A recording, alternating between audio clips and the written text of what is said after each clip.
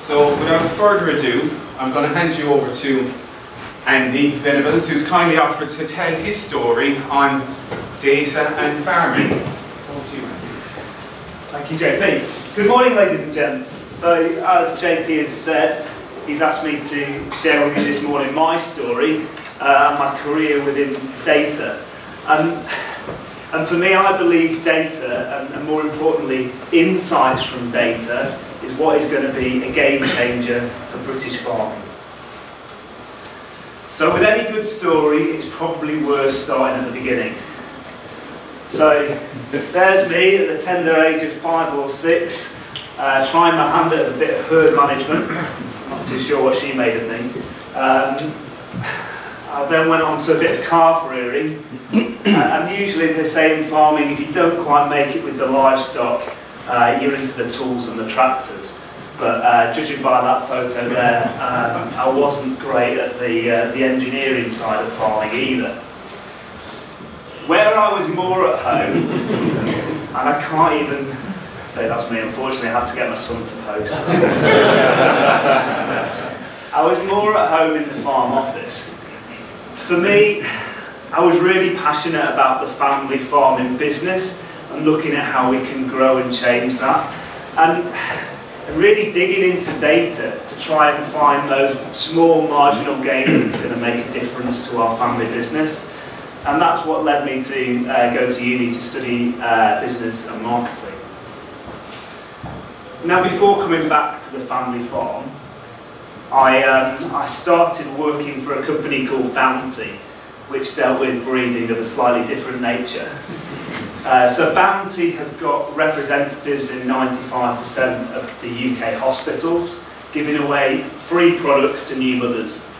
But more importantly, they're collecting mothers' data and signing them up to their parenting club. Now, given the amount of data that they have, it makes them very appealing to the likes of Procter & Gamble and Johnson & Johnson, who want to run highly targeted marketing campaigns. I then went on to work over in Australia, working for Coles supermarket over there, and I was part of the team that launched their loyalty card. With any loyalty system, not only does that create a wealth of data for, in this case, the retailer, but also it allows us to put targeted offers to the consumer and increase footfall. You know, giving them offers on the products that they buy day in, day out is driving footfall through these stores. And latterly, I worked for a business for 6 years. It was a startup digital marketing business up in Manchester. As commercial director there, I feel the pivotal thing that allowed us to grow that business was through looking at the data and generating marketing strategies that are listening to what that data is telling you. So back in 2016, I tried my hand at being a model, but that didn't work. I came back to the family farming business, and the 10 years that I've had working with other businesses outside the sector, the key theme was all about getting better insight from data. So after I'd showed willing and done a bit of milking and tried my hand with the farming, I went straight back to the farm office to look at how I could dig into the data to really improve what we were doing on the family farm.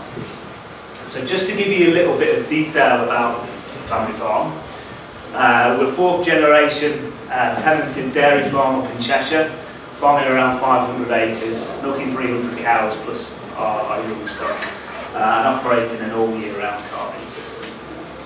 We're selling circa 2.3 million litres to Muller on a co-op contract. And what I'm trying to do is embrace technology and use technology to make the farming business more efficient. I also run a rural marketing consultancy business, and I'm combining the two by allowing industries to bring products on farm and allow them to road test them and then help them promote them to the wider sector. So looking back in 2016 when I came back to the family farm, we already were investing in technology. So we've got cow collars with ID tags that allowed us to measure individual milk yields, allowed us to look at the heat monitoring. But when it came to the farm office, we had a PC that talked to the parlour. We had no Wi-Fi, and as you can see in that picture on the right-hand side, there was a lot of paperwork. I felt that our farm had a data problem. Not through the shortage of data, but the fact that we had so much data in so many shapes, sizes and guises. You know, whether that be paper, whether it be email, whether it be on an app, whether it be on a software, there was a mass of data. But for me, the problem is that there was so much duplication across all these different data sources and nothing talked to each other. So getting any insight from that data, you have to be copy and pasting data into an Excel and putting fancy pivot tables to give you any insight. Now, which average farmer wants to spend time putting pivot tables together to actually get any insight into their data? But what I do feel, I can say that our farm has a data problem, or there is a massive opportunity. And that opportunity came when I met a guy called Forbes Elworthy, who's the founder of Mapabag, later in the summer of 2016. He told me his story and what he'd been doing with a large number of farms in New Zealand through getting better insight from data. Effectively, what they were doing is reducing the inputs on farm and increasing outputs just through managing their data better. Not only did this really resonate with me, is he then went on to talk about his vision for the future, about connecting agriculture, and not providing another piece of software or another app and adding more confusion to the farming industry, but providing a platform that brings everything together, allowing all of my data sources to be in one place to allow me to make better decisions on my farm. This is just a screenshot of the Mapabag's platform called Farm Office. And for me, what it does is it takes that complexity of all the data sources and makes it much simpler. So, those of you probably can't see, but this has got data feeds coming in from my milk producer to the milk recording that I've got, BCMS, all these different data sources that don't talk to each other, bring them together and allow us to start getting some real insight into the data. For me, not only having this all in one place is great, but it also allows me to share my data with my chosen agricultural professionals. So no longer is the ag professional going down the farm drive and paying him to spend half his time finding the data on farm. We can actually get some use from them and give me some feedback on what I should be doing over that time. So this is just a project that I'm currently involved in with Mapabag that is looking very much on the dairy side.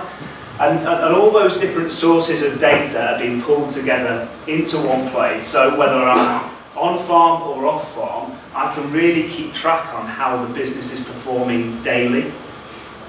So just to give a bit of an example of this, this graph here is looking at my daily milk production, which is the yellow line, against my forecast.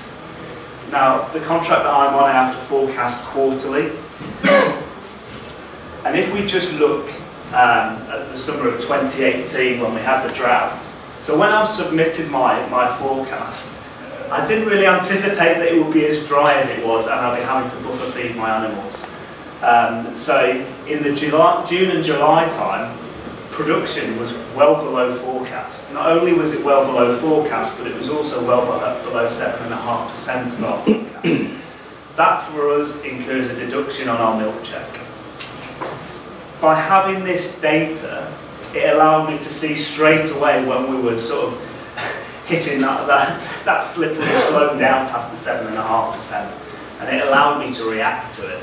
Through buffer feeding, we increased production and we got back on track to within our forecast deviation.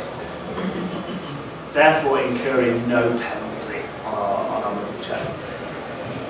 For me, I feel this is just the tip of the iceberg. You know, I've also put boluses in all of my animals so I can start to track the health of the animal. I'm working with the guys at Map of Ag to measure my grass using satellite. I feel the future is really exciting through all these data sources, but bringing those data sources together to allow us to make better decisions. For me here, I've been involved in a lot of farming forums and groups and discussions, and the most progressive farmers are willing to share their data as long as there is a value add and they're going to get greater insight from that data. I just feel that the wider farmer population needs to take that leap of faith. They need to share their data, because through sharing their data they will make better decisions, they will farm more profitably, and at the end of the day they'll be able to spend more time doing what they love, and that is farming, not sat in the farm office. So, ladies and gentlemen, hopefully that gives you a bit of insight to my story and where I feel it is going in the future. Thank you very much.